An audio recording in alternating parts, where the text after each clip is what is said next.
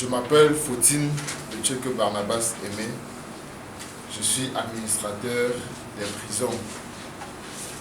J'ai travaillé dans la mission de maintien de la paix à l'ONUCI, United Nations Operation en Côte d'Ivoire, de juin 2012 à juillet 2014. Et pour que vous compreniez bien, je vais situer le contexte du maintien de la paix. Après tout ce que M. le coordonnateur vient de dire, notre déploiement, c'est un peu quand on est déjà en transition, après la guerre, après tout le désordre là. Et notre rôle, quand vous arrivez là-bas, après la guerre, toutes les institutions sont presque à terre. Tout est presque à terre. Les prisons, ça n'existe plus ou ça n'existe que de nom. Et généralement, quand il y a la guerre, la première cible qu'on recherche, c'est les prisons. Parce que là-bas, on a les gens qui, dans la plupart des cas, n'ont plus rien à gagner ni à perdre. Donc, on les enrôle directement dans la guerre. Et ça leur permet également de recouvrer leur liberté. Donc, c'est dans ce contexte qu'on se retrouve pour le maintien de la paix. Et l'administration pénitentiaire travaille dans la division État de droit. L'état de droit, c'est en anglais, l'appellation en anglais, c'est rule of law. Donc, dans le rule of law, on a justice et on a corrections. Corrections pour l'administration pénitentiaire et justice pour le rétablissement de la justice et tout ce que cela comporte.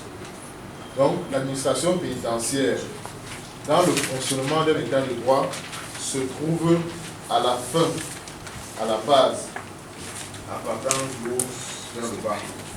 Donc, ça veut dire que les policiers ont arrêté, on a investigué, les gendarmes sont intervenus, vous êtes passé par un jugement équitable, vos droits ont été respectés, maintenant vous avez été sanctionné, vous allez aller en prison. Ce que les gens ne comprennent pas, c'est que l'administration pénitentiaire devient un maillon important et même essentiel dans l'état de droit. Parce que si les criminels ne sont pas retenus et gardés quelque part, personne ne peut marcher. Prenons un exemple simple. Quand on ouvre la prison de Konenki maintenant, tout son contenu est dehors. Je suis certain que nous tous sommes dormir dans les commissariats et là où on va chercher la sécurité parce que tout le monde, tout ce contenu-là sera dehors. Donc, c'est comme cela que nous travaillons dans le cadre du maintien de la paix. Et généralement, tout est urgent. Dans le cadre du maintien de la paix, tout est urgent parce qu'il y a les prisons qu'il faut refaire, il y a les écoles qu'il faut refaire, il y a ceci qu'il faut faire, il y a ceci. Et on travaille, c'est toute une équipe. Dans une mission de maintien de la paix, vous allez trouver, on va parler de civil affairs, human rights, child protection, toute une grande organisation quand on se retrouve là-bas. Et on opère dans le cadre d'un mandat. Donc le mandat qu'on donne à la mission, c'est dans le cadre de cela que vous faites votre travail, que vous faites tout ce que vous avez à faire. Donc j'ai essayé, comme je pouvais, d'illustrer ce que je suis en train de dire avec quelques images pour que vous puissiez comprendre. Donc, one of our duties was to monitor and advise prison authorities on staff assignment. Il s'agit de conseiller et suivre les autorités pénitentiaires sur le travail du personnel.